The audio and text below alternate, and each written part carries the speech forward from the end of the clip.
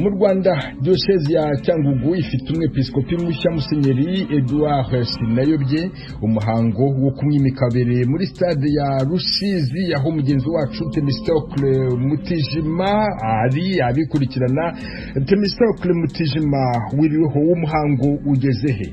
Mwiriwe neza Venuste, mwiriwe n'abakurikiye Ijwi rya Amerika.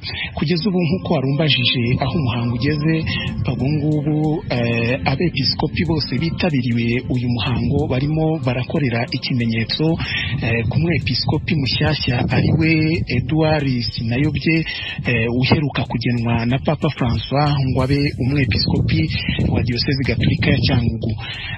Ubu rero ntabwo yari yashyikirizwa inkoni y'ubushumba ndetse ngo yambikwe n'ingofero y'umwepiskopi.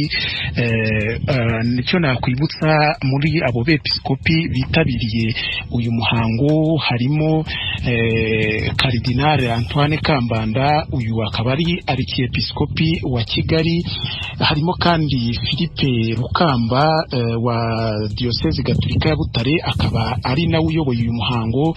Ubusanzwe akaba ari n'umukuru w'inama y'abepiskopi gatolika mu Rwanda muri iki gihe.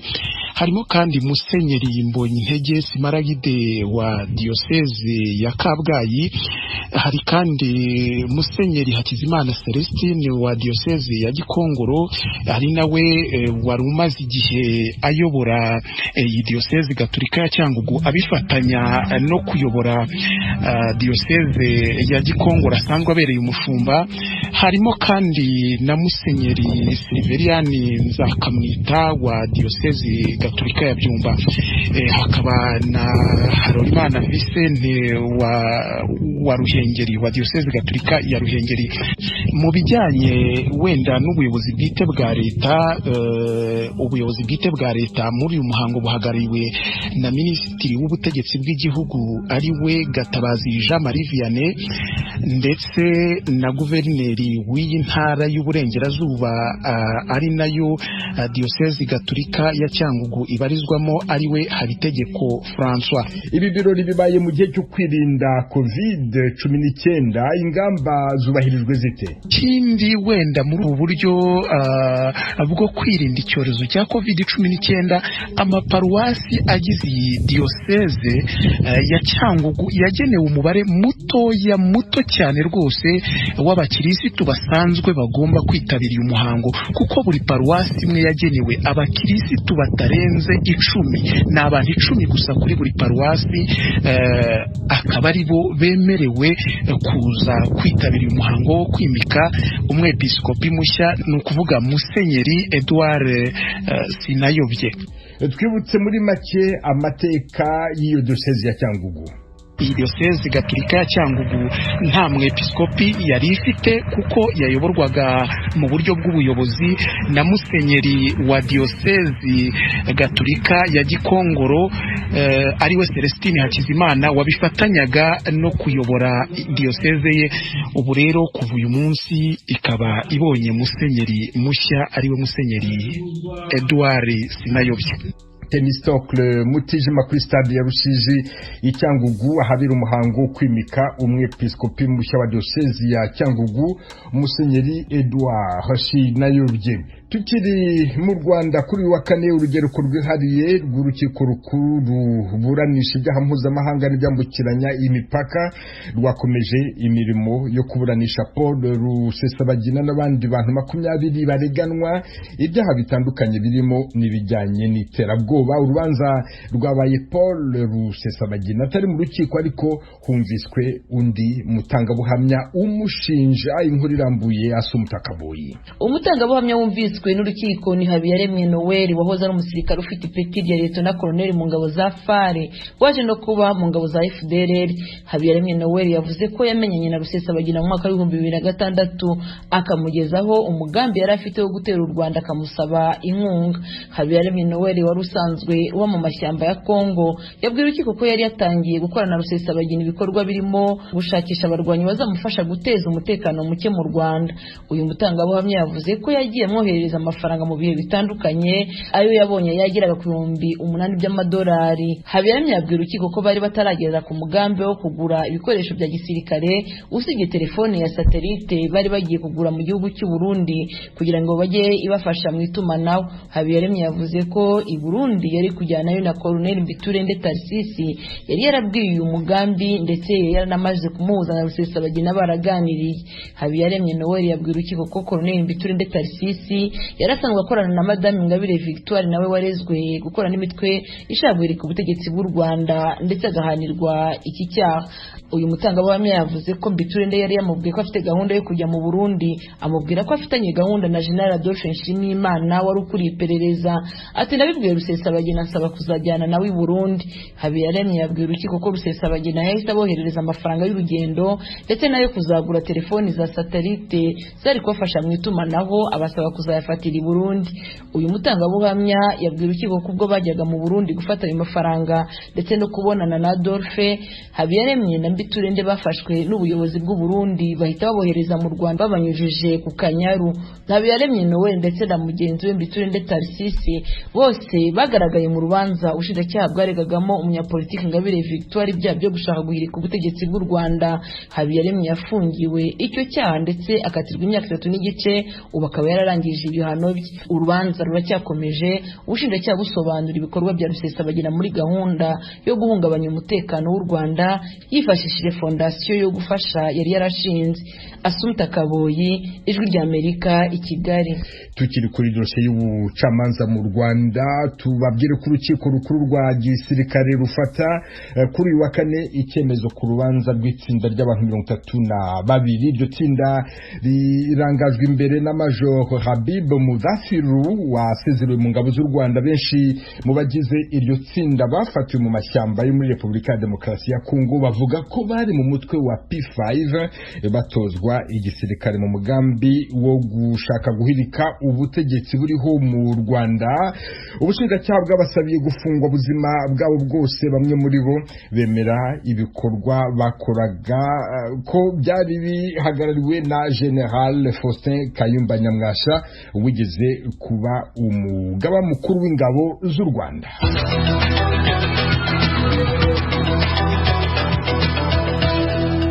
Washington, Ijwi ry'Amerika.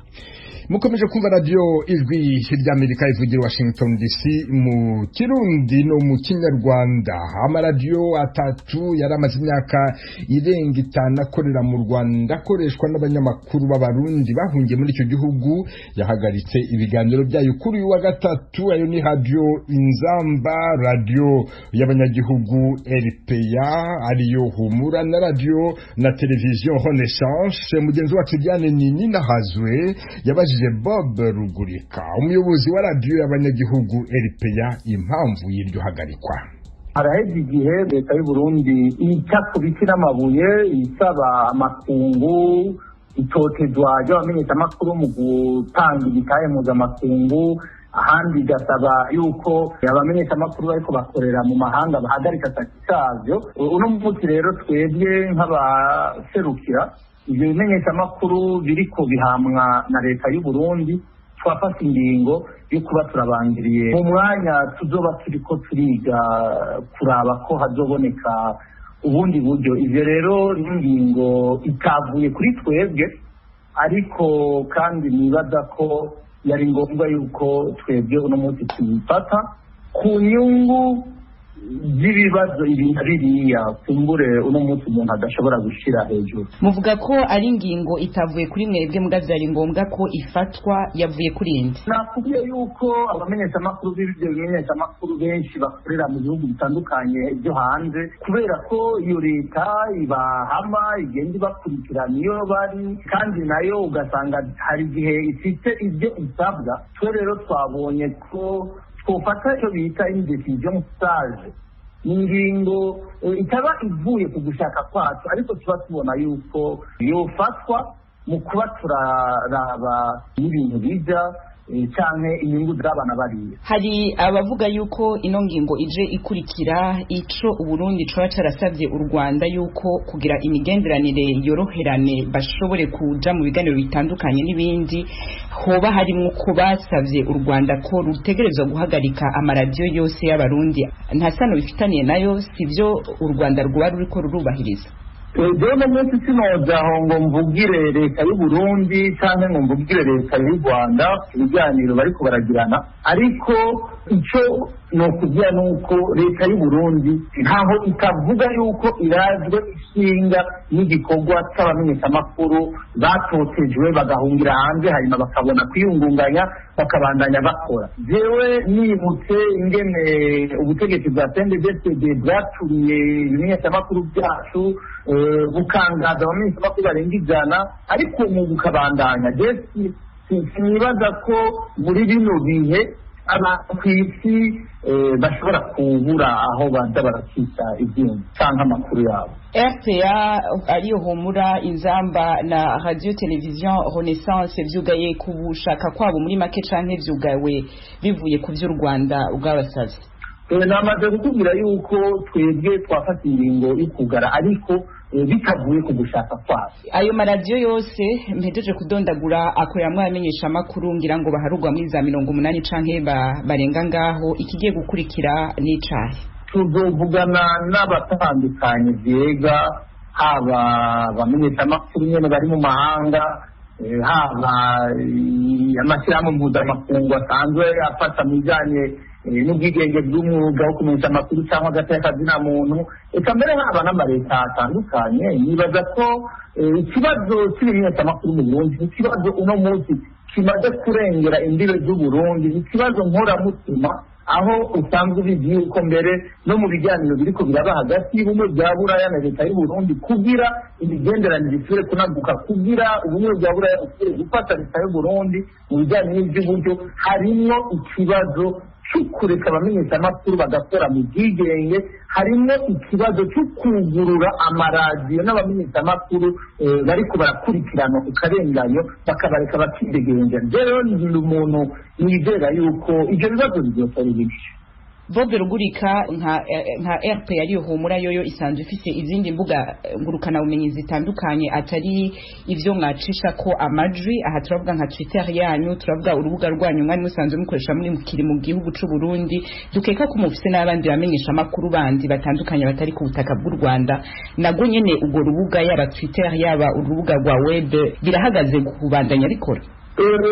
Harimwo ibintu usanga atari twebwe dukoresha canke biri mu bihugu bitandukanye. Ivyo nibaza ko mu minsi tuzoshobora kubibona mu buryo bwisanzuye. Bob Rugurika, twibutse ko uri umukuru wa Radio Publique Africaine RPA ari izwi nka Humura. Tubashimire kuri kano kanya muhaye ijwi rya Amerika. Murakoze, turabashimira namwe. Icyo cyemezo cya leta y'u Rwanda cyatiriwe gute mu Burundi? Twumve umujyanama wihariye wa President Ndayishimiye mu by'itangazamakuru, Ambassadeur Willy Nyamitwe, yaribwiye mugenzi wacu Frederic Nkundikije. Icyambere nibaza yuko kusoba ari igitutsi kuvyita ibimenyesha makuru, kuko bijya nk'ijari ibimenyesha makuru murazi ko bishikiriza inkuru zo kujyanisha bose rimwe, byari ibikoresho by'abifuza kujyanisha abarundi, byari ibikoresho by'abifuza ko mu karere hubaho umutekano muke. Rero ko hageze aho hafatwa ingingo nziza y'uko vyugara, murumva neza yuko ari intambwe ikomeye mu gutsimbataza ubucuti buri hagati y'u Burundi n'u Rwanda, kukabaza ko turabavandimwe. Ambassadeur Willy Nyamitwe, umujyanama wihariye wa Perezida Evariste Ndayishimiye mu by'itangazamakuru. Muri Tanzania, impunzi z'abarundi zirenga 70 zifungiwe muri gereza nkuru ya komine Kibondo mu ntara ya Kigoma, barazira kuba barasohotse mu nkambi batabifitiye uruhushya, ubujura bakoresheje intwaro no guhungabanya umutekano mu nkambi. Inkuru irambuye James Jovine. ivyo biharuro vyemezwa n'umurongozi w'ibiro vy'uruja n'uruza muri komine Kibondo bwana Paulo Gaspar mu kiganiro yahaye abanyamakuru kuri wa kane. Muri bo abagabo ni 75 n'umufasoni umwe. Bwana Gaspar asaba impunzi kubahiriza amategeko asabwa kubera minsi yose biciye mu nama zitandukanye abama babariwe ibisabwa kugira babe mu nkambi atankomanzi. Benshi muri bo iyo bagize ibibazo nka mwene ivyo barakunze gufungwa kubera badahabwa bunganizi mu vy'amategeko bo bafasha kuburana. Bwana Gaspar yemeza ko hari abarundi 200 baraye bafunguruwe kuko barangije ibihano vyabo. Uyu ni Bwana Paulo Gaspar, umurongozi w'ibiro vy'uruja n'uruza muri komine Kibondo mu kiganiro n'abanyamakuru. Taarifa zilizopo kulingana na kumbukumbu zetu kuhusu walioko magereza na jumla ya wafungwa abari mu gasho ibitigiri ni 70, abarundi ni 76, abagabo 75 n'umukenyezi umwe. Uyundi umwe nuwaje ava mu Buganda. Amwe mu makosa bagirizwa no kwinjira mu gihugu cha Tanzania badakurikije amategeko, ubusuma busanzwe n'ubwo gukoresha imbunda, ibindi no gusohoka inkambi badakurikije amategeko. Mengine ambayo ni ya kawaida katika jamii. Unajua tuna kambi ziko hapa, kwa hiyo hizi idadi ni pamoja na wakimbizi walioko makambini. Makosa mengine kwa wakimbizi ni yale kutoroka ndani ya kambi bila vibali vya mkuu wa makazi. Bwana Gaspari ahamagarira impunzi kubahiriza amategeko kugira zibe mu nkambi atankomanzi. Ikindi yasaba impunzi kwitwararika usaba uruhusha iyo zikeneye gusohoka mu nkambi kugira ntizigire ibibazo mu nzira. Unajua yale makambi ya wakimbizi ni kama kijiji. Sasa kweli kijijini utamzuia mtu asitoke aende kijiji cha pili ni vigumu sana. Urazi zijya nkambi zimeze nk'imitumba isanzwe. None wibaza ko mu mitumba wobuza umuntu gusohoka biragoye cyane. Abasohoka ni benshi cyane. Natwe nta buryo bundi dufise kiretse kubafatira ku mabariyeri. Gukora isakwa mu bijiji bituranyi abo dufashe duca tubafunga kugira abandi bamenyereho. Ariko dusaba abarongozi b'inkambi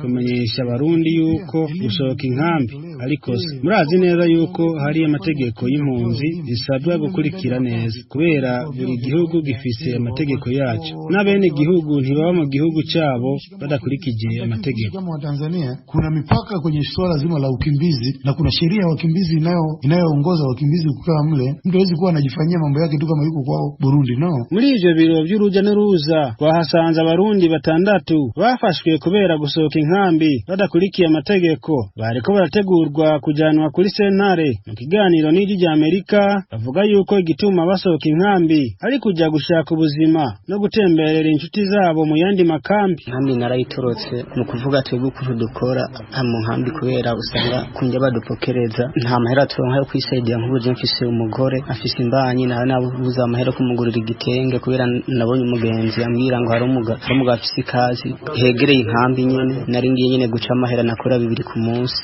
Ndabona ati kweri ubuzima bugenze nabi tekana cyo gukora yo ku munsi nta sinebwasohoka ikambi na munsi yumwe. None mukazana wanje araje kundamutsa ashigira ati abuzukuru bawe barakuyidogera baragukumbuye niraho kuje nkaba ntarahamenya turoca tujana bica bituma ikaya nta n'iminsi myinshi yaramaze iwanje bica bituma rero bingwa ko ncandaza sinabwigere nsohoka ikambi n'umunsi umwe n'ukuri. None rero byanashikiye hamuza mungirira imbabazi kuko nta kundi udasohoce ya nkambi n'ubundi ngo ugende gukorera hanze muronka kunge nujya n'ubundi baguma badufasha nyene bakaza baraduha ibintu bikwiye ibiryo bakaduha hama bakaduha n'izo nkwi bakadufasha hanyuma tugatekana. Abafatirwa nyuma y'inkambi kenshi bacibwa kiringo c'amezi 6 mu gasho bamara igifungo cyabo bagasubizwa mu nkambi kubandanya n'ubuzima bwo mu buhungiro. Abakeneye gutaha mu gihugu cabibarutse nabo baratahanwa nk'uko bisanzwe. Buri umwaka utashe arafungwa barenga gato 120 muri komine Kibondo mu burengerazuba bw'igihugu ca Tanzania. James Jovini kubw'ijwi rya Amerika. Uyu munsi mu mateka ku itariki ya 25 z'ukwezi kwa gatatu umwaka w'1994 nibwo ingabo za Amerika zari muri Somalia zahavuye burundu. Uyu ni umwanya w'ivyaranze no munsi mu mateka na Venus Shimimana.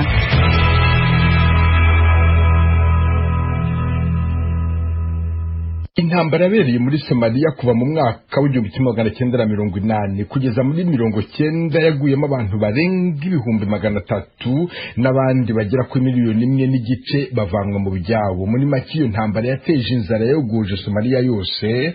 Icyo gihe imfashanyo yoherezwaga yafatwaga n'imitwe yarwanaga maze ikagurishwa mu bihugu bihana imbibi na Somalia kugira ngo babone imbunda zicaga abaturage. Icyo ni cyatumye umuryango w'abibumbye wiyemeza kohereza ingabo zo kubahiriza amahoro. Izo ngabo ariko ntabwo zageze ku nshingano zari zahawe, nubwo bwose zashoboye gutsimbura imitwe y'ingabo yarwanaga n'abari bayishyigikiye bari mu murwa mukuru Mogadishu, kandi umupaka wa Somalia na Kenya ukarindwa. Nyuma y'ibitero bagiye bagaba ku mitwe yarwanaga bikabapfubana, ibihugu byinshi byari byarohereje ingabo muri Somalia byazivanyeyo. Mu kwezi kwa 10 umwaka w'1993 ingabo z'abanyamerika kabuhariwe mu kurwana zagabye igitero kuri Mogadishu, zikaba zazijyanywe no gufata mpiri abari bashyigikiye General Mohamed Farah Aidid. Icyo gitero bakigiriyemo ibizazane maze abasirikare 18 baricwa, abandi 73 barakomereka. Nyuma y'iyo nsanganya nibwo Amerika yafashe icyemezo cyo kuvana ingabo zayo muri Somalia ku itariki ya 25 z'ukwezi kwa gatatu umwaka w'1994. Kuva icyo gihe kugeza magingo ya Somalia ntirabona umutekano.